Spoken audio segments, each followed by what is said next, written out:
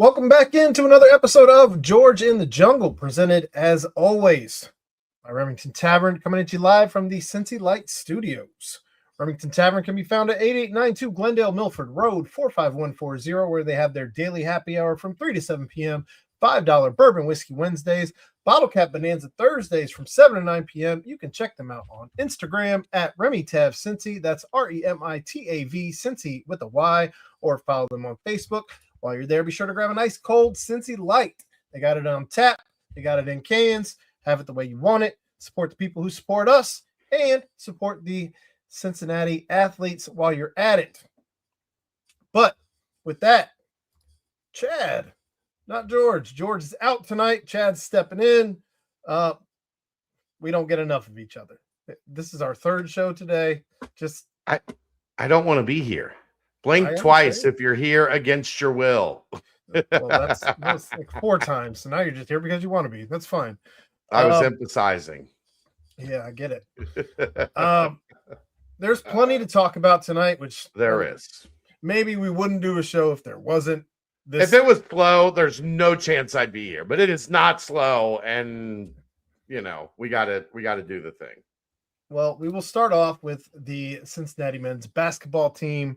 As we've already done 2 different shows on the Cincinnati men's basketball team, so we're not going to spend a ton of time here, as again, there is plenty to talk about around the city.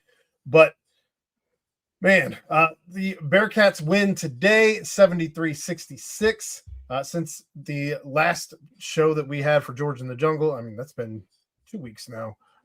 They've had plenty of games since then, but the regular season is over. You finished the regular season 17-14, 9-9 in the Big 12. Best record in the conference under Coach Wes Miller. You had senior day, of course, since we last did a show. But biggest news, anyway, is the Big 12 tournament started today. Cincinnati in a 9 seed against the last seed Utah Utes. And Cincinnati comes away victorious, and I won't say a nail biter, but got a little too close for comfort. They didn't play well, especially early. It wasn't the most aesthetically pleasing game to watch, but there was a 15-minute or so window where it felt like, starting with the final 4 or 5 minutes of the second half into the beginning of their first half into the beginning of the second half, that they played well enough. They pulled away, got up by 15, and then I think did a little load management in the hopes that they're going to be in Kansas City for a while. But I mean, they won. Utah's not good. We spent an hour on it earlier, and I didn't have much to say about it then either. Yeah, I mean, I was an angry elf for the first 45 minutes of real time of that game. Good Lord, they were awful. It was, I think, unaesthetic is probably the best way to put that game, because it was not that. But tomorrow they have UCF in a game where they are favored 2.5. And when I say the Bearcats are favored 2.5. Are you surprised the Bearcats are favored in this one? No, Cincinnati's playing better basketball right now. And the last time they played, Cincinnati won by 20 and pretty much dominated from bell to bell. So I guess it's just funny to me that Cincinnati's favored against a team that's already pretty much locked into the tournament. UCF would have, I don't even know that there's a path to not making the tournament outside of, I guess, enough bid stealers. Which is kind of crazy to me, Aaron, because their metrics are okay. They're 53rd in KenPom. They're 30 on offense, 118 on defense. They've lost. They've had consecutive, or a 3-game losing streak, then a 3-game winning streak, then a 3-game losing streak. They ended on a terrible note, but They did enough, especially they didn't shit down their leg in the non-con. So they're 20-10 and in position, I guess. So I think UC wins. I don't love that UCF team. If they're making shots, I mean, they're just like, if they're making shots, they can be a little bit of a problem, but I don't see, they haven't been able to do it in either of the games that they've played so far. I don't see how they stop the combo of Chom and Miller. If you can just slow down their guards, you should be okay. Well, we'll have to see a better performance by Day Thomas than what we saw today, particularly on defense, if you're going to try and slow down Fulks. And I mean, let's be honest, UCF runs through Fulks. So that's more or less, if you can slow down Fulks, you got to force Kugel and Stillwell, I guess, to do the damage. Not that Kugel's incapable, but I just don't know if he's got enough firepower. Maybe earlier in the season, he just hasn't shown to be the same player in the second half of the season. So I'm not sure what we're going to see out of UCF. Truthfully, I'm not sure what we're going to see out of Cincinnati. That's the fun part of both of these teams, right? You really don't know either way. It should be a fascinating game either way. Yeah. And I mean, if Wes Miller is to come back, you have to win this game. I hope people aren't rooting against the Bearcats simply to just get Miller out and move on.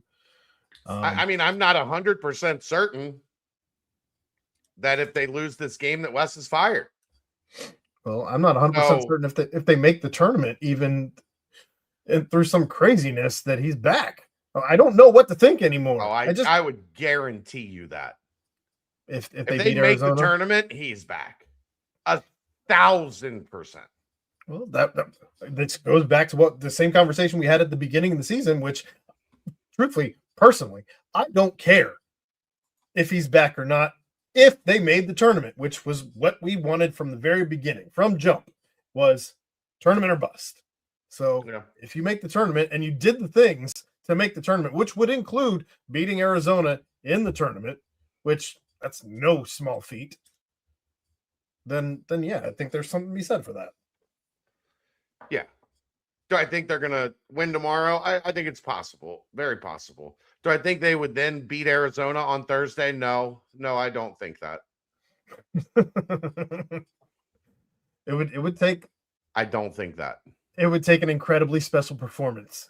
Yes. From this and Arizona and like one guy slipping 3 minutes into the game and Tommy Lloyd going, "We're not doing this." Maybe playing his bench on the glass floor. Who knows? Stranger things have happened, but I don't know that this team has one shining moment in it for that. Is there any advantage to UC having already played on a court that gives people migraines? Legit question. Yes. Now remember, the players are looking at the rim. They're not looking at the floor per se. So I don't think it gives them migraines. It might give you migraines, but I don't think that really has. Migraines. That's also a factual statement at times. I had one developing with about 6 minutes to go in the first half today. Yeah.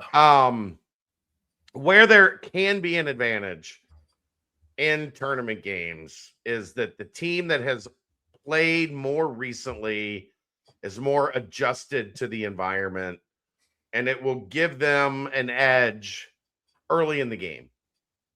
I do think that could potentially be the case tomorrow. And if UC takes advantage of that, you could see another situation like we saw when they played in the regular season at Fifth Third Arena, where UC got out early and UCF just never could close the gap. I also think they shot like 60% from three that game or something crazy. If they do that again, I like the Bearcats' chances. But there is an advantage to playing the day before, but it typically tends to be pretty short-lived. Although a lot of times that's like a lower seed against a much higher seed. This is an 8 versus a 9. So it could be enough separation that it actually does make, somewhat of a difference. Now, today you also got your fourth 1,000-point scorer for this iteration of the Cincinnati Bearcats, as Jalen Celestine hits 1,000. Not all with Cincinnati. Correct. For their careers, 1,000. though. Yes. Their collegiate careers. Jalen Celestine hits 1,000, and that was the fourth and final this year, coming after Jizzle, Day, and Baba Miller. So a fun year, all the same, regardless of how tomorrow plays out, regardless of how the rest of the tournament plays out. A roller coaster of a year. Certainly some highs, certainly some lows. Some points that made you scratch your head, some points that made you want to vomit, even without the alcohol that it made you consume. So it's been just a weird, strange ride, one that I'm ready to get off of. But at the same time, you just think you got one more ride left. So we'll see. That's how it always goes, right? That's human nature. You're not out until they tell you you're out. So they closed the park, fireworks show. Time to go. Was it over when the Germans bombed Pearl Harbor? Ducks fly together. I've actually had somebody correct me on that before when I've made that joke. The Germans didn't bomb Pearl Harbor. And you just have to stare at them. I'm aware.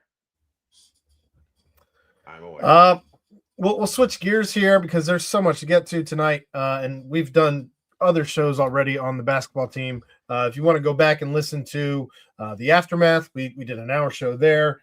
If you want to go back and listen to the Nightcap, we did a 20-minute show there. So plenty of spots for you to get your Bearcats basketball fix.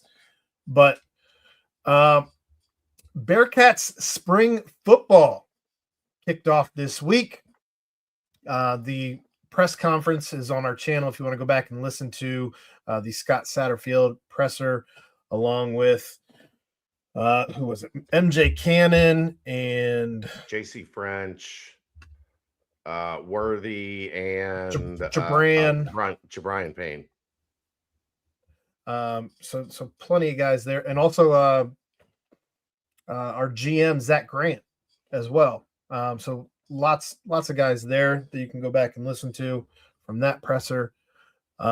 But the biggest news, I guess, as far as spring football goes, I mean, you had the 8th ranked transfer class in the Big 12 headlined. This season's roster is probably headlined by the returners on the offensive line: Joe Cotton, Evan Tangenstall, Tarantayo. You've hinted at Tarantayo probably being your starting center, or maybe where they're That's leaning. where he was to open spring practice. He was at center. That's where I think he's going to be. I think that's where Keegan thinks he's going to be. That I assume he's going to be the starting center. So maybe something to be said for that. You also have, I guess, there's some people that have ranked the 2026 schedule the toughest in the Big 12. Can we even rank things at this point already when you don't know what the roster even holds? I mean, you know what the ranks what we've learned is transfer classes are, but the rankings have been so good that they did away with them. The preseason rankings. That's how good the preseason rankings are. These suck so bad that we're not going to do them anymore. Are we going back to the drawing from a hat? That's a Bearcat Journal staple. So maybe we'll do that. It's like what, Tech and then everybody else? BYU, I guess. I mean, you're returning. They kept their coach, the quarterback. Yeah. Probably Tech, BYU, and then to the hat. Kansas State kept their coach and quarterback. What does that mean for Kansas State? I don't believe in Kansas State. Did they fire? Gone. He left. They kept Avery Johnson, and his flowing mane. Who I've seen projected as the 8th best quarterback in the league. I have seen that same projection in his 9th season. That sounds Let about it right. go. Let it go. Since I have you and not George, I guess I can ask you, what are the biggest positional battles you're looking forward to watching through spring football? I mean, the entire defense. We have no idea who's lining up where. Like, you've got a new coach, a new coordinator with a new scheme, and a defense with a bunch of new faces battling for position. The entire defense, like it, every Linebackers time, probably the closest to what we maybe, have an idea. But they now have 4 linebackers instead of 3. One of them is like a rush end. One of them is like a defensive back. Like we don't know. Like the two guys in the middle, I guess, would come from a group of returners. I guess Brian Sims could be the rush linebacker, like the outside guy, of the 3-4. I honestly, Aaron, I have no clue on defense. Like, and I think that's okay. I think it's almost necessary to not go in with preconceived notions on this defense with a new coordinator, so many new players, new positions, like new responsibilities. I think it's better for me to go into this thing with an open mind. So I'm not like, well, I don't know. I've never watched Nate Woody's defense play before. How could I go in and know what I think he should do? And I'm glad you brought his name up, because that was kind of going to be my next question. Is obviously with Coach Veit out, it was his first defensive coordinator spot. And he goes to Penn State, and he'll go back to being a defensive backs coach, linebackers. Okay. Yeah. Either way, you bring in Coach Woody from Army. Do you feel better about the situation with a guy who's been a defensive coordinator, and not only that, but has kind of the preceded reputation of having more structure, having done this? Designed his own defense. Like, he has his own defense that he created. So yeah, that excels in turnovers. Yes, and pressure. Like, they get after the quarterback, and they create turnovers. Like, this is it's a guy Satterfield's comfortable with. He's had success before. Like, I think what they tried with Tyson Veit made the world of sense to me. You're bringing the number 2 guy in from the best defense in the conference over a decade. They have a unique system that has worked in the league. Like, on paper, it made all the sense in the world. For whatever reason, and I could give you 5. I was going to say, for all of the reasons that I think it didn't work. And that would probably be a list that didn't include all the reasons. But it didn't work. So I think Satterfield realized, as we were going through last year, this isn't sustainable. We cannot be a drop 8, low pressure, just sit back and let teams pick us apart. Because, when you play the bottom of the league and you're playing bad quarterbacks, it's going to work. But when you're playing the good quarterbacks, they're just, okay, you're going to give us 7 yards every play. Like, we're going to take those 7 yards. Thank you very much. It wasn't sustainable. So it was time to try something new. I commend Satterfield and his brain trust for saying, hey, we tried it. It didn't work. We're not going to try to fit a square peg into a round hole. We're going to go back to something I'm more familiar with and try to play the type of defense. I mean, Aaron, when they were running, it was with a different coordinator. Brian Brown was running it, but they were running the East Coast 3-4 in Louisville his last year there when they led the nation in sacks. Like, they want to create havoc. So this was the best way that they saw to do it. I'm going to go into it with an open mind and do a lot of note taking and, build my opinions from there. Now, you've been doing this for plenty of years. How excited are you about the fact that you get to cover a team that you really don't know what's going to be going on defense? You like we've gone from back in I don't know what's going 2019. on offense, Aaron. Well, 2019, you knew everything. You knew everybody who was going to be lined Yeah. up where. There was so many returners and all of that. We are the stark opposite of that at this point, where you don't know who's going to be lined up where. You don't know what the scheme is even going to look like. Obviously, they're going to be starting out very simple before they get into the exoticness, and I don't expect them to be into any of that before summer. Maybe by the end of spring, you'll start to see a little bit more put in. But yeah, I expect things to be very basic through the spring. Very basic. Can't imagine how excited Coach Woody is when he heard about Higher Ground. Like, oh boy, I get to do Army boot camp for football. Maybe. Oh, okay. Indoor practice facility makes sense. I get it. We'll see. I don't know that answer yet, but maybe. Well, that's not breaking news, but not breaking news. We'll see how the next couple months go, but I'm not ruling it out that Higher Ground is no more. There's a lot of facilities here, including food and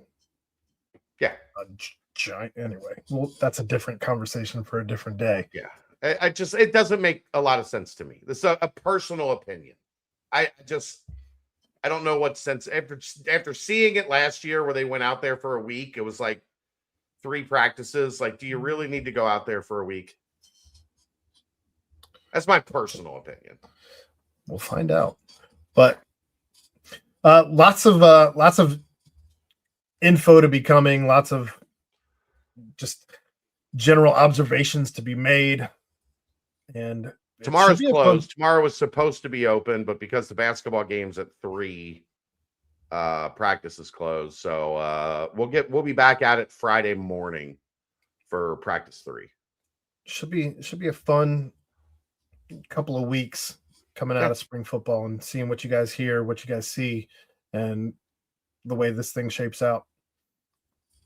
Yep. But we will switch gears because there's another team to talk about on the campus of Cincinnati, as the baseball team had themselves a weekend, and none had a better weekend than Quentin Coates. This dude is a monster. 7 home runs in 5 days. Pretty good. Yeah. Pretty good. He is tied for the D1 lead with 11 home runs prior to today. I don't know what happened with the entirety of Division One, but he was tied 12. with that.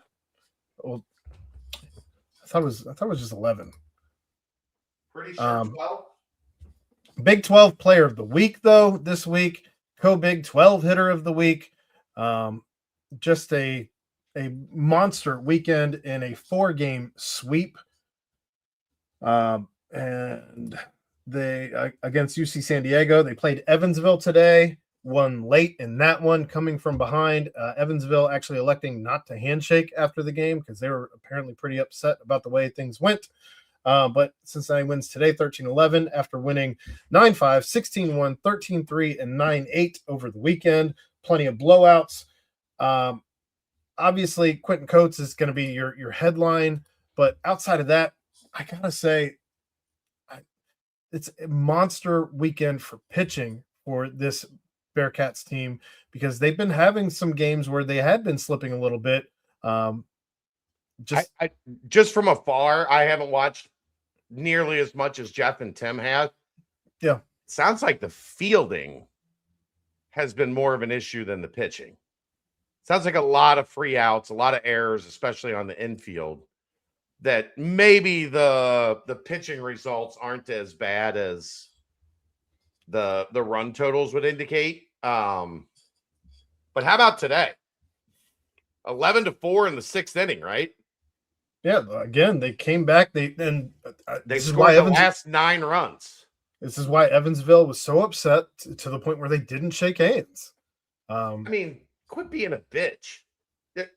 You gave up a 3-run home run. You're up 11-10. You give up a 3-run home run that wasn't even a walk-off. That was like in the 8th, and then they got him out in the 9th. What are you not shaking hands for?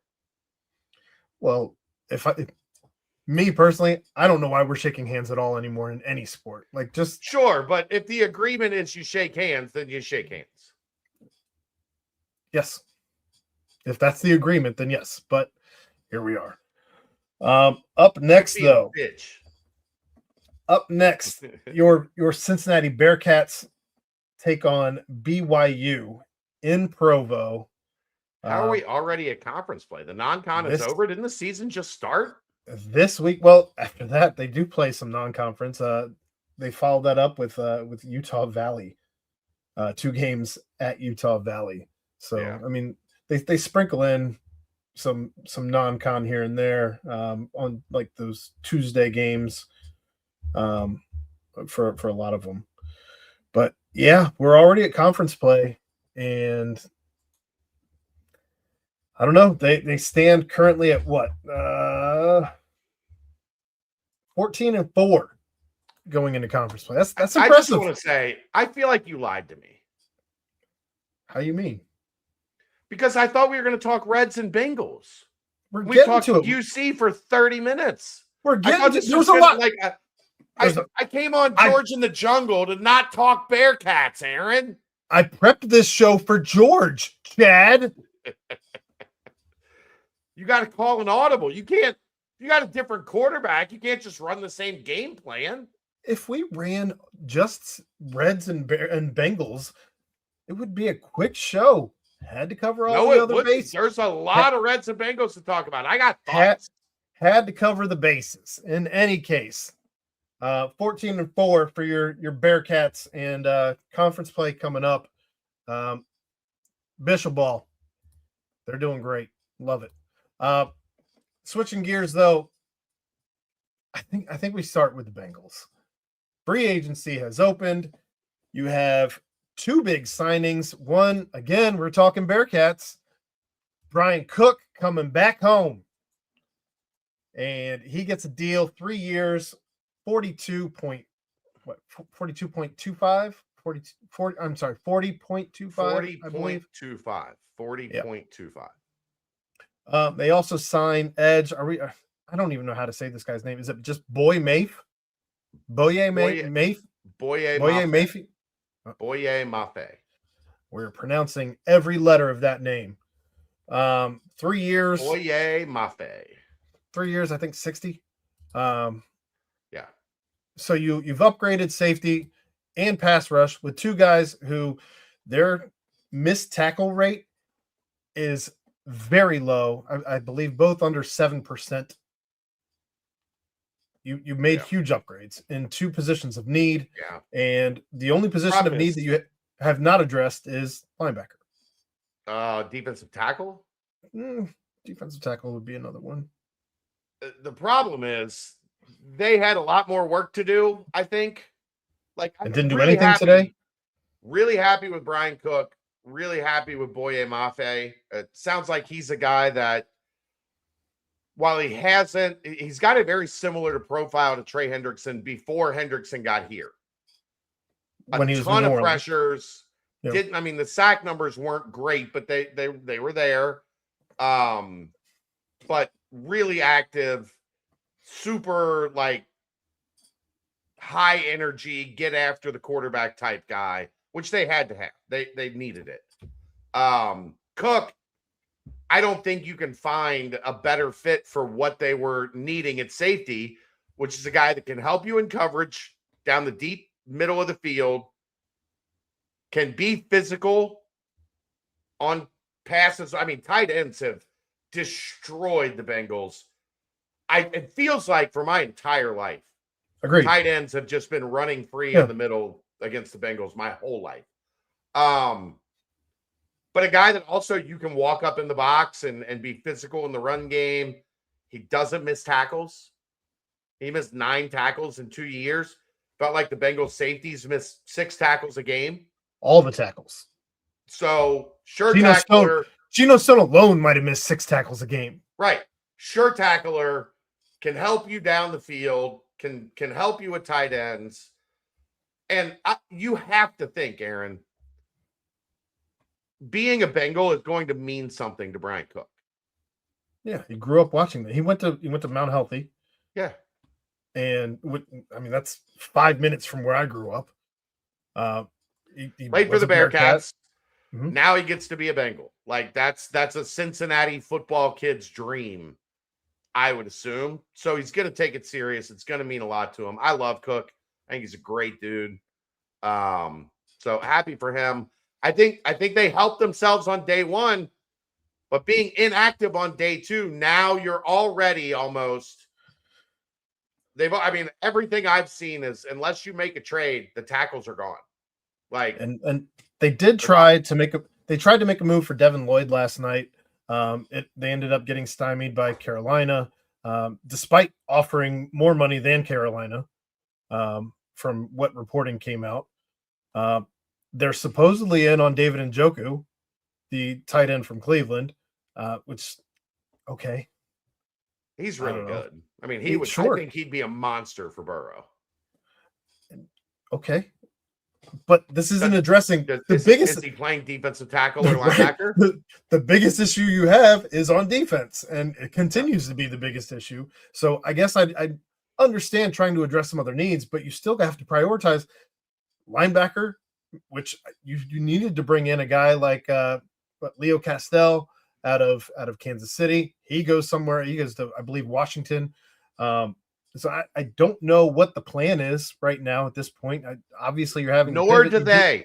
You didn't want to go into the draft with positions of need still. You wanted to the ideal situation would be to go into the draft with draft best player available. And here they are kind of wondering what they're going to do. We've seen this from the Cincinnati Bengals before where they like to wait for those. They like to wait for the tier 3 guys that they're getting on a discount, tier 2, tier 3 guys, but to not make a move at all on day 2, that's a little crazy. It's not crazy like in a vacuum, but when you look around, there's not any defensive tackles left. Like, especially like what they really need, right? A pass rushing defensive tackle.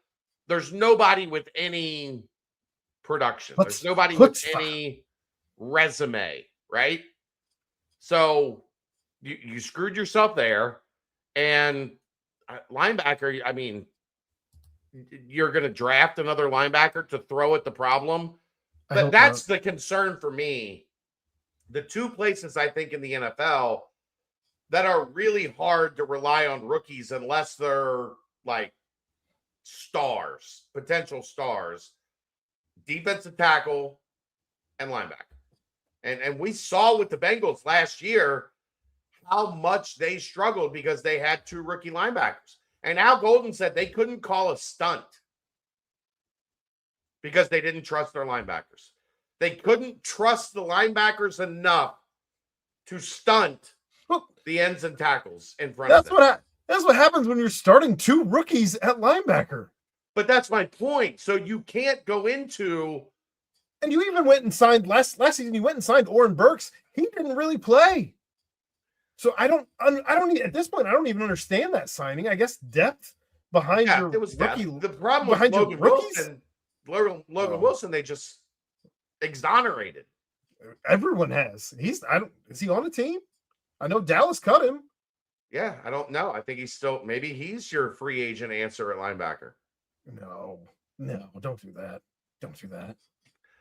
But you can't get through this and need pass rushing defensive tackle and linebacker in the draft. No. I don't think it's going to work. You're not drafting high enough. I just don't see them being able to jump up and get like a guy or two that's going to solve those problems. So congratulations on day 1. It's unfortunate that Duke and company took a nap. Duke and his band of 3 musketeers running the scouting department for the Bengals took a nap and missed on day 2.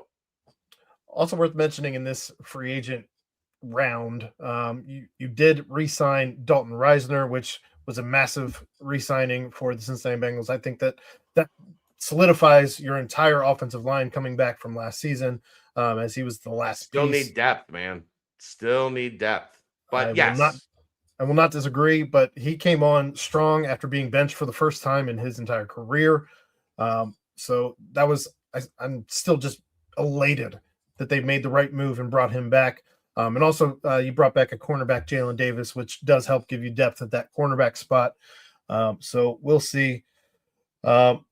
Borkowski, good to see you in the chat. He said, love Cook, obviously, but do you think his signing means they'll pass on Caleb Downs if available? Seems No. nonsensical if they do. Rather draft him and sign a free agent pass rusher. The problem, Borkowski, is there's no guarantee you're going to get Downs at 10. And the more and more mocks you read, he has gone at like 5. The only thing that could potentially keep the Bengals from drafting Caleb Downs, if he is there at 10, would be the same thing that concerns everybody with the degenerative leg that he has, or knee. I can't recall. I think he has knee issue. He had a knee issue last season, but I believe it's like a degenerative calf. So that's something to be concerned with for the longevity of his career. Now, that said, I don't know that Cincinnati re-signs safety in the second or for a second contract. We haven't seen that. Yeah. I just don't think you pass on Downs if he's a 10. But I don't agree. think he gets to 10. I think that's probably the biggest concern. And then at that point, are you really going to draft another edge? Yeah. Now, you did see Joseph Osai, as we talk about edges. Joseph Osai goes to the New York Jets. Jake Browning, finally, no longer with this team. Totally happy about that. That's not a certainty. It is. It has to be. I'm speaking it into existence. He's not on this team in his current contract. I'm speaking it. Get gone, Jake Browning. Bring back Joe Flacco. Trey Hendrickson, though, that saga continues. I don't know what's going on with Trey Hendrickson. We saw earlier tonight, Max Crosby no longer going to be a Baltimore Raven. Baltimore, his knee is apparently shredded. Apparently, everybody in the NFL is pissed at how this went down. But people who should be the most pissed are the Raiders. The Raiders, and the Ravens too. Half of their team left in free agency. They thought all their money was going to Crosby, so they weren't active. And now, they're in bad. That roster is in bad shape with very little opportunity to fix it. It's awful. It's awful. I really feel bad for those guys. I genuinely feel bad for the Raiders in all of this because they just spent $500 million in 36 hours. They've got a mess on their hands. So I don't know what's going to happen with that. But I say all that to bring up the fact that Baltimore is apparently now pursuing Trey Hendrickson, as is being reported online this evening. So Trey Hendrickson, though, is getting offers that are roughly $10 million below expected. So he's getting I'm shocked. He's getting offers now in the high teens, low 20s, and his agent is left with egg all over his face after the way that Hendrickson and his agent tried to play the Bengals over the course of the last several years. The Bengals held to their guns, and instead of he could have rode off into the sunset after this last contract that they offered him last year. Instead, he plays the game, and I will never really know. I have my suspicions and doubts about the injury that he had last season with the sports hernia. I don't know that I believe any of that at this point. And what a mess. We always applaud guys for betting on themselves. We never talk about the guys that bet on themselves and lost and roll snake eyes. Trey Hendrickson it was obvious. Either he has been getting bad advice for a long time, or Yes. he's a complete idiot. Both can be true. I think both are true. Like, he has over believed in his value and where he fits in the hierarchy of things because he's a one-dimensional guy.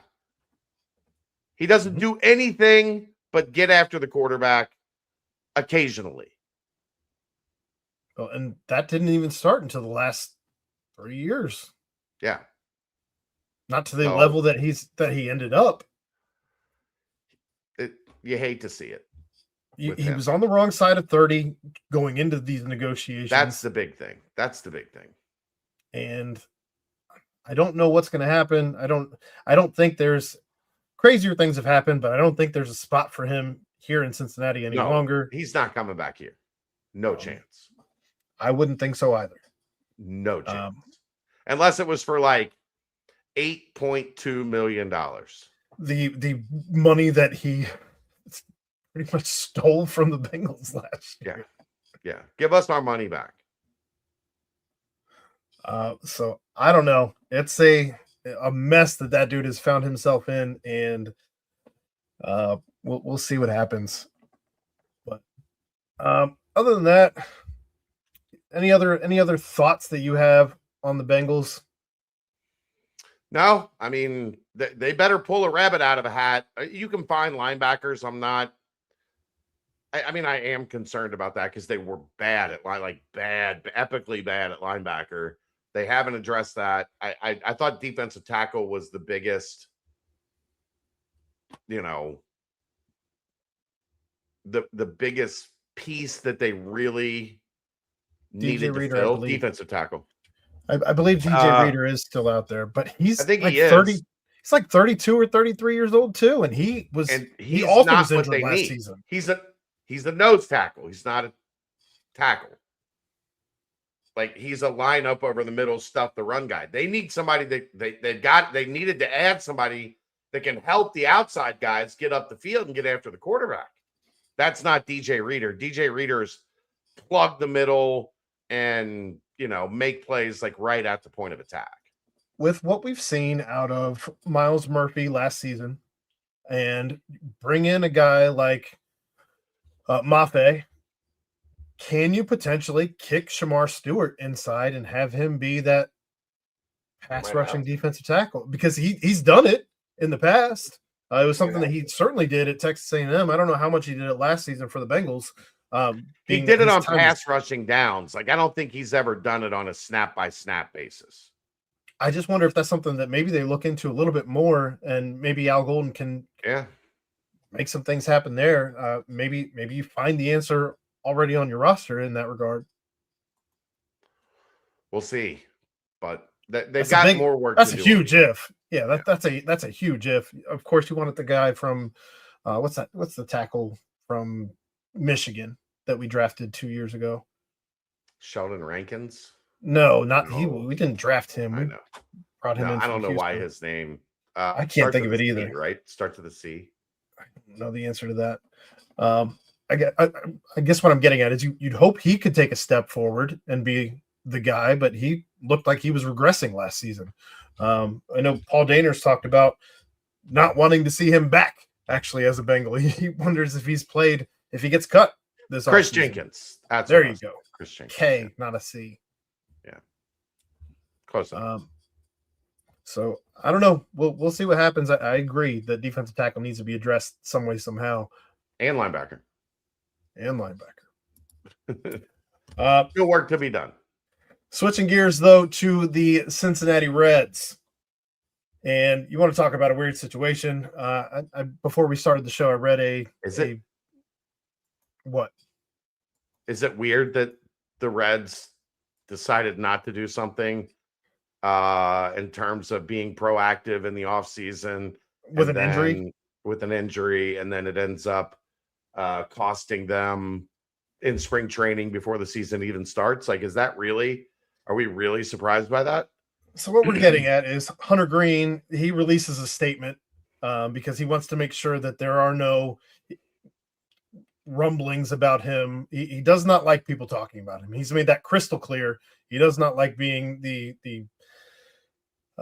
subject of any type of rumors, gossip, etc. So he puts out this statement saying that he had bone spurs at the end of last season, and he had them checked out. He had an MRI done, and which was a big question from a lot of fans: was there even an MRI at the end of last season as he's going through some of these this soreness? He was not able to pitch 2 games in a week as we kind of needed him to do down the stretch. Instead, he only pitches 1 game, and he gets shellacked in that 1 game. And the Red season is essentially over at that point. But he comes out and says that I guess he could be available as early as July if he gets this thing scoped out and cleaned up. But what does that? I'm curious. What does that mean? Does that mean in July he's ready to go to like the Arizona Cactus League and start like building up, or like, or is he pitching simulated games and just like? Does it mean like mid-July he's ready to pitch for the Reds? Or like mid-July, he's ready to start the process, the rehab process, of becoming a major league pitcher again, building up his arm. You know, you're talking about coming back in the middle of the season. Like, you can't have a guy that you know he can throw 3 innings today. He can throw 4 innings today. And, you know, when you're in July and August. Well, that's also right before or right around the trade deadline. So if this is a guy that you potentially wanted to move, can you even do that at that point? At this point, Aaron, I'm just shutting out Hunter Green in my brain for 2026. I'll tell you the off-air story that I read about him on Twitter. I'll tell you off-air after we're done doing this, but I don't want to bring that up because I don't know that there's any validity to it whatsoever. But some of the rumors going around about what happened with him and teammates last season are a little crazy. They were pissed. They were pissed. Little crazy. They were pissed. I have heard that they were very upset that they felt like he was not aggressively trying to return to the lineup. One guy in particular, but I'll leave it there. Yeah. So in any case, you had this week, you had some cut downs as Encarnacion Strand goes down. Probably the biggest name. Chase Petty goes down. Edwin Arroyo goes down. They all go. They're removed from Major League camp and are going to AAA. So I think you're down to 42 or so guys in big league camp. There's plenty of questions though as to what this final roster is going to look like. I still don't know what to make of the infield. You've got Suarez, you've got Sal Stewart. Aaron, if Eugenio Suarez plays the infield, fire everybody. You've got Hayes, you've got McLean, you've got Ellie De La Cruz. Are you keeping low? I think you have to. Like, you don't think he's as good he's been or mashing. better than he's been mashing some of the bench scrubs that they've had on the roster for 5 years? It's been an incredible pickup. Yeah, this is not something that the Reds they're normally not known for shrewd moves like this. Well, guess what? If he doesn't make the team, does he have options? Can you send him to Louisville, or if not, somebody else is going to jump on it? He'd probably have to clear waivers, and he's not clearing waivers. I 1000% agree. Actually, no chance. You're off the hook on his money, which is all well and good. Whatever. He's not being paid shit though. He was signed to a minor league spring training invite. League minimum deal. So I think that this is. I think he's going to make the roster. I think that it's going to be great for this team to have another veteran presence, something that they lacked last season, especially from a guy who's got a big bat. Better than the guy that they kept running out at shortstop last year. I'll say that much.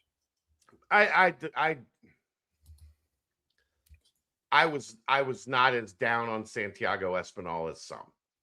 Well, he was a good major league bench player that was asked to do far more than he was capable of doing that wasn't his fault. That was the Reds' fault. When the Reds played the Dodgers last week in an exhibition game, Santiago Espinal had, 2 home runs and a sac fly, 5 RBIs, and that's 2 more home runs than he had all season last year for the Reds, and 11 shy of his total RBIs that he had for the Reds last year in 114 games, Chad. To be fair, I believe the wind was blowing 18 miles an hour out to right field, and he essentially hit 2 pop-ups that ended up becoming home runs. He was never meant to be. This has been my problem with the Reds bench strategy for a long time, is that the ceiling for these guys has been bench.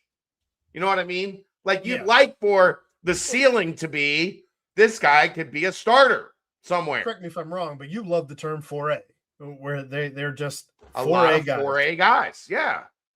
Espinal was a 4A. Like, I think Espinal is actually probably a fine, like, 26 guy. He's hit like 260. Like, he's a singles hitter. He plays decent defense. The problem is, because the Reds don't know how to build a roster, he became far more important than he ever should have been here. That was my problem. I don't hate on Espinal. I hate on the Reds for putting him in that position. Yeah, well, either way, I'm happy they have a guy like Lowe right now in the system, and I truly think he's going to end up making the team. The other question's the outfield, Benson or Blade. Which one gets it? Who's got options? I think that Benson can't have more than. I was going to say he can't have more than one option if he has any options left at all at this point. Well, options are season, like an entire season. You either have, I just don't know if he still has one or not. I don't know that off the top of my head. It seems like he's sent down every single year. This is his 3rd year now in Cincinnati. And a year in Cleveland that he got 4? up and down and up and down. Yeah. I would guess Blade. Blade makes it? Yeah. I mean, there's a case to be made for Rhys Hines. Yeah, but you can put him in Louisville and he's there. I agree. Remember, part of the reason that Will Benson is in Cincinnati is what, Aaron? Because they traded for him? To who? Who did they trade for him? Who did they trade for him? Like, what team did they trade? Cleveland. Who was the manager in Cleveland? Tito. I understand all that. But Tito benched Will Benson for an entire month last season. An entire month where you could have brought him now to the plate at all. Now you're catching my drift. I don't think Tito has any trust or belief in Will Benson. Oh, I don't think he likes him at all. So if I had to pick who makes the roster, it's not going to be the guy that I don't think the manager cares for at all. Well, I guess that's not the question I'm asking, though. I'm asking you, Chad Brendel, if you had to pick, who do you pick? Probably Blade. Over Benson? Yeah. And you put Hines in AAA, and they've both had decent exhibitions, spring trainings. Yeah. I don't think there's a bad. I'm ready to go a little bit different path with that spot. It hasn't worked. I think that's probably the best way to put it. And it's not that I don't think that Will Benson is capable. I don't think it's the fact that he can't do it or doesn't have the skill set to do it. And I think that if he does end up on waivers, I think he gets picked up too. Quick. First round draft, former first round draft pick. He's shown pop, like he's athletic, like he'll get picked up for sure. I'm at a point with him. Like, how many times are you going to keep trying to fit the square peg into the round hole?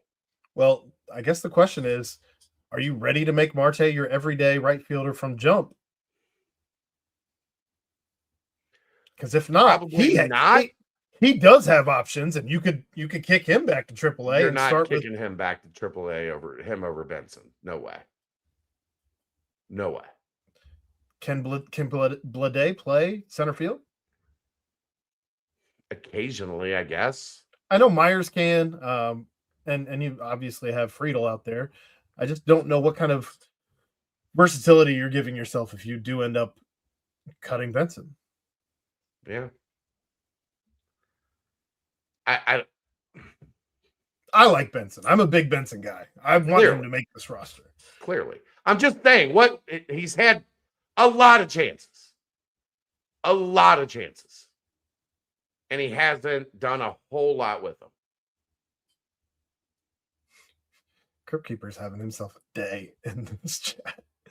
Roasted peanuts or sunflower seeds when you watch the Reds chat.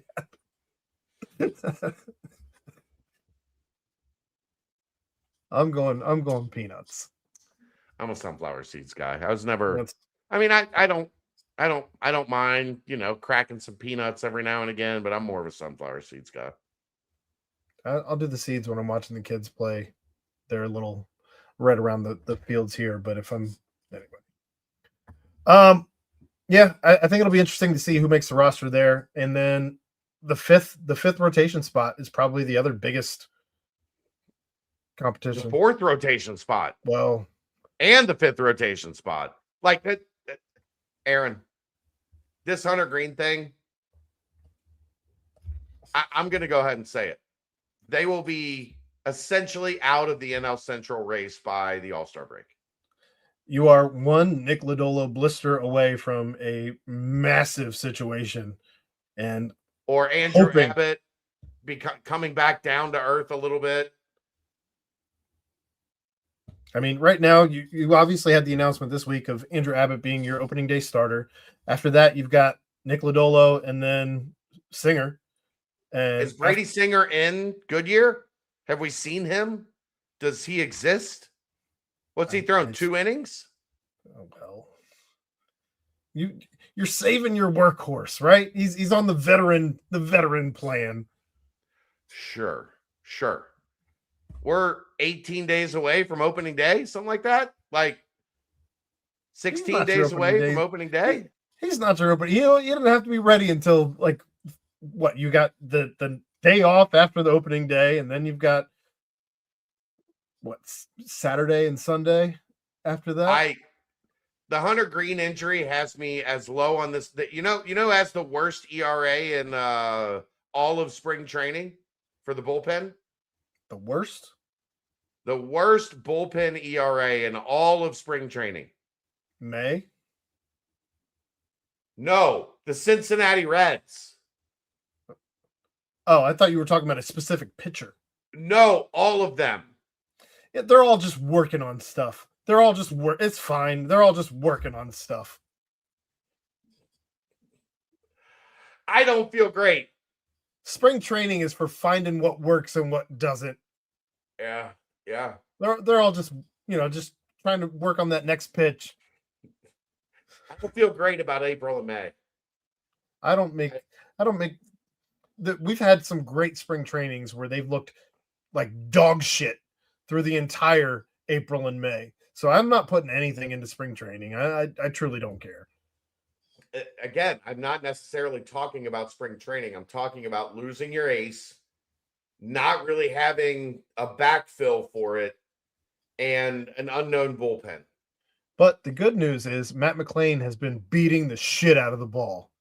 They better be ready to score 6 runs a game in Let's go. April and May. Let's go. And Suarez has been rocking it in the World Baseball Classic. Everything's going to be fine. Ellie's been hitting homer. Everyone's been hitting homer. It's fine. We scored 19 against Cuba. We're good. It's fine. Everything's the fine. guy drinking tea with the fire all around him. It's fine. Yeah. Everything's fine. I think offensively they can be better. I think they're trending towards being better offensively. I think with this Green injury, like, you're walking a tightrope to having a really, really bad start to the season. Other than that, the last topic I need to talk about, only because we always talk about it, but you're not really going to be offering much here. George normally does, but FC Cincinnati starts off the season 1-2, not great. Pat Noonan says they're not good enough. I know there were people who were concerned with what they did in the offseason as far as the roster goes. I know there's people out there right now wondering if maybe they've had enough Pat Noonan and time to move on from a coach. I think it's awful early in the season to be firing a coach, but I think, look, when you play games like, I don't know a ton about FC Cincinnati. fair enough. But I know enough because I have to do radio and they play like a 9-month season, 10-month season. Like, it might be even longer now. So it always feels like they are in these games that are like 1-0 with a goal scored in like the 83rd minute. It feels like there's a lot of those, right? Yeah. Or 1-1 with the goal scored in extra time. Like low scoring, down to the wire. Yeah, there's going to be some. The last game against Toronto scored in the 85th minute. Yeah, there's going to be some regression. There's going to be some. Occasionally, the other guy puts one in the back of the net in the 85th minute, and you lose. It's going to happen sometimes. So I don't think it's time to panic yet. What Evander's not been. He hasn't played, has he? That's the George question. I don't think Evander's played. I think he's hurt. So without him, Cincinnati doesn't have that guy to get you that goal in the 85th minute. So not time to panic, but like maybe time to raise the eyebrows a little. Well, it's also not unlike FC Cincinnati to go out and try and make some moves when they don't feel like the roster is up to par. So I almost expect them to make a move here. If they end up losing another 2-3 games, something's going to give quickly. Whether that is Noonan, whether that is some roster moves where they go out and get a guy or two, sometimes 3, just to make they will do a complete overhaul real quick and end up with a full roster revamp if need be. So we'll see what FC Cincinnati does. They have that weird tournament that they're in against the Tigres. They play the Tigres on Thursday at 8:00 on FS2, and then they play again on Sunday back in league play against New England. I believe that's in New England. I don't know. They do everything backwards. Yeah, it's at Gillette, where FC Cincinnati is plus 135. New England is plus 160 on that one, and the draw is plus 255. So we'll see what happens. Did you see how many points do you think Bam Adebayo had tonight in Miami? Yeah. Who'd they play? 48. No. More. 65. Wow. I was just throwing a stupid number out. 72. 81. Oh my God. 90. 83. The second highest scoring game in NBA history. Behind Wilt, right? Yeah. Wilt had 100. Bam had 83. Kobe had 81. Yeah. I would never in a million years have guessed power forward Bam Adebayo with the second most points in NBA history. 83. And I guess the end of the game was a shit show. Like Miami, they played the Raptors. Miami was fouling the Raptors to get the ball back at the end of the game to get Bam more points. And then the Raptors were fouling guys that weren't Bam to send them to the free throw line so that Bam didn't get any more points. What a stupid game. That's funny. They're lucky they didn't end up in fights. 83. That feels like a situation where if you're just a guy on the Raptors, you want to fight somebody. Right. Tell me Miami won. I believe so, yeah. That'd be real. That'd be real funny if they lost that game. The Heat are intentionally fouling to try to get the ball back. Oh, it's the Wizards. Sorry. The Wizards are intentionally fouling non-BAM players. This is pretty shameless. 43 shots and 43 free throws, according to Jason K in the chat. Yeah. That's wild. That's Second efficient. highest scoring game in NBA history. 83 on 40 shots. That's pretty good. That's efficient. How about this? His highest scoring game of the season before tonight was 32. Again, power forward Bam Adebayo. What was his career high before this? I don't even know if he's been in the 40s. He's probably been in the 40s at some point in time. He went to Kentucky, I think. Did he play? Is that where? Yeah, he played at Kentucky. Norlander. I understand he's a really good player, but seriously, how does an NBA team allow Bam Adebayo to score 83 points? I'm saying, what a weird thing. Aaron, is there any greater flex for the rest of his life? No. You go every house party you go to, every bar you walk into. Yeah. In Miami, he never has to pay for anything ever again. No. I scored 83 points in a game. Yeah, he's golden. The only person that ever scored more than me in a basketball game is Wilt. He's got to go put up a 20 piece tonight, right? I mean, I'm pretty sure that you can do probably anything you want tonight. That's what Wilt would have done. Wilt would, yes. 1,000%. Would have taken Get that out of here, Aaron. Would have taken that number to new heights. In any case, thanks for filling in for George. Thanks to those of you in the chat who decided to grace us with your presence, with your comments, with all of that. Thanks to Remington Tavern for sponsoring our show. Thanks to Cincy Light for sponsoring the studios. Be sure to check out Remington Tavern at 8892 Glendale Milford Road, 45140, where they have their daily happy hour from 3 to 7 p.m. $5 bourbon whiskey Wednesdays, bottle cap bonanza Thursdays from 7 to 9 p.m. You can check them out on Instagram at RemyTavCincy, or you can follow them on Facebook. But for Chad Brendel, for George Vogel, who's not here, and for myself, we'll be back here next Tuesday, barring whatever NCAA madness is going on at 9 o'clock to discuss all of your Cincinnati First sports. 4, baby. Here we go.